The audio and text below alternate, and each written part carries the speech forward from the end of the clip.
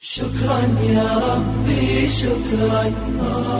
هديت قلبي شكرا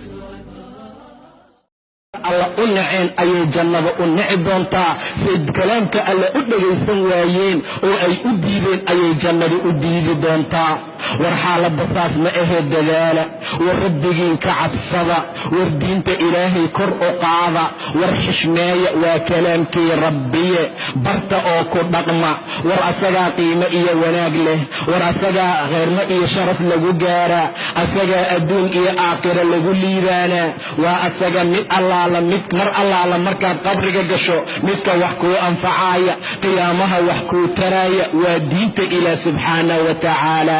waxbaad dhegaysanaysaaiyo diinta ilaahay dhegayso wax waa raacaysaayo diinta alla raac oo ku dhaqan oo ku camalfal sidaa ayaa wanaag lagu gaaraa adduun iyo aakhiro rasuulku wuxuu yidhi sala allahu calayhi wasalam aakhiru zamaan waxaa la gaari doonaa inay yimaadaan qoom banaysan doona xariirta iyo zinada qamrada iyo macaasifta waa muusika iyo heesaha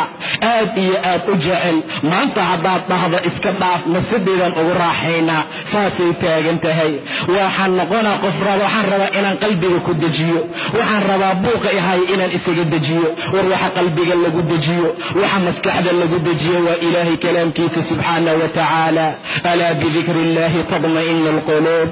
ilaahay dikrigiisa ayuu qalbiga ku xasilaa oo qalbiga ku degaa oo qalbiga ku waxaysnaa war haddaad rabto inaad nafsadaada wax ugu raaxayso diinta alla ugu raaxay war haddaad rabto inaad nafsadaada dejiso dikriga alla ku deji haddaad rabto inaad horumar gaarsiiso diinta alla ku hormari haddaad rabto inaad qiimo iyo wanaag u yeesho kitaabka alluu ku jiraa wanaaga iyo qiimaha ee sameey nafsadeydaan u raaxaynaa maalmaha yare adduunka aan joogaan ka faa'iidaysanaa hadallada lagu hadlayo waa hadal kaafirnimo ah waa hadal diinka bax ah waa hadal ilaah subxaanahu wa tacaala agtiisa looga gaarayo burbur iyo khasaare iyo weyl iyo halaag xataa waxaa dhacday gobol ayay ka mida inay cajalad soo qaadaan ay rikoor ka geliyaan markay daaraan ay qur'aan noqoto horay ay ka demiyaan oo ay yidhaahdaan waxaan u malaynayna heesta fulaano la yidhaahdo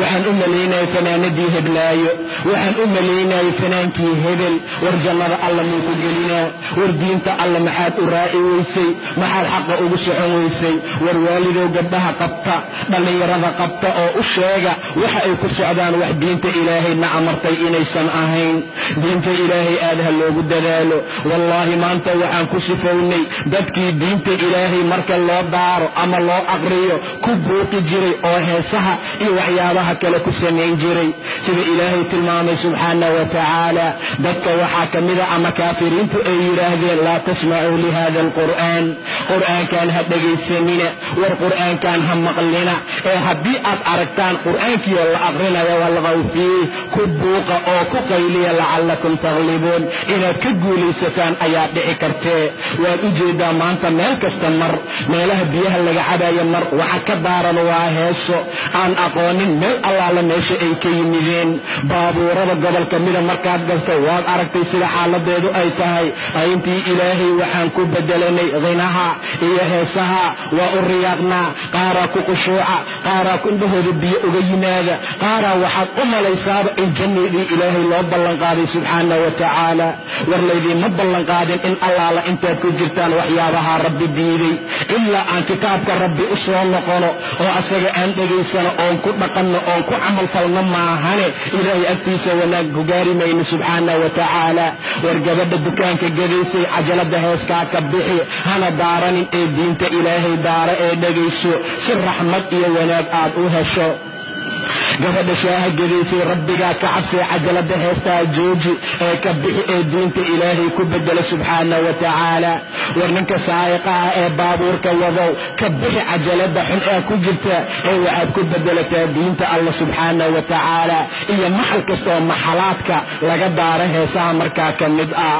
maca daalika dhibaatadana haysata ilmaha yaryarkaad arkaysaa raadiya marka uu heesaayo inay ka daba heesaanay uga qaadaan hal xaraf oo diineedna aysan keri karin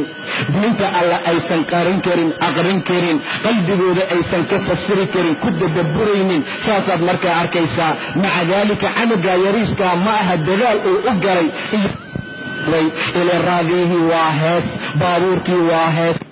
wallaahi inaan wanaagna la gaarsiinayn. war walaalayaal haddaad dhimataan cajalihiina heesaha laydinla duugi maayo, qabriga laydinla gelin maayo, waxay idin anfacayaan ma jiro. war rasuulka ilaahay diintuu idin keenay barta, war aayadaha ilaahay ku dhaqma oo ku camal fala, war diinta ilaahay kor u qaada. rabbi hortiisaa la tegaa, waa lais xisaabayaa. fanaaniinta kulli dhinac ayaa loo bixin doonaa, in allaale intii raacday oo ay dhumiyeen dhinac ayaa loo bixin doonaa. way raaci doonaan oo waxay dhihi doonaan ilaahayow kuwaan ayaa na soo dhumiyey,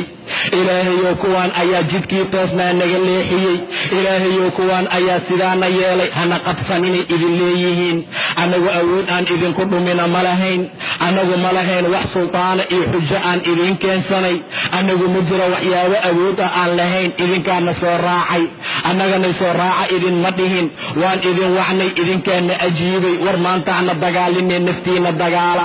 naftaadaad dagaalaysaa qiyaamaha marka la gaaro. adiga ayaa qoomamo iyo shallay geli doona, adiga ayaa dhihi doona maxaa kuu geeyey waxaan samayntooda, dhegaysigooda maxaa kuu geeyey. marka malaa'igta la amra inay ku qabato oo ay ku jiido oo cadaabka lagu geeyo, maalinta noocaas ayaa kuu soo gurmanaayo. qabiil maad isku halaynaysaa oo kuu soo gurmanaya ma jiro, xoolo maad isku halaynaysaa aad isku furanaysa malaha, owlaad maad isku halaynaysaa aad ku furanayo kaa badbaadinayo ma jirto. war meeshaa ma jiro ilaa qofka diinka alla raaca maahane subxaanahu wa tacaala. haddaad isleedahay qabiil ayaa kuu soo gurmanaya oo wax kuu anfacaya oo wax kuu tari doona, rabbi muxuu yidhi falaa ansaaba baynahum yowmaidin walaa yatasaa'aluun. nasab sheegasho, qabiil sheegasho, isu soo gurmasho ma jirta dhexdooda, mana isu su'aalayaan.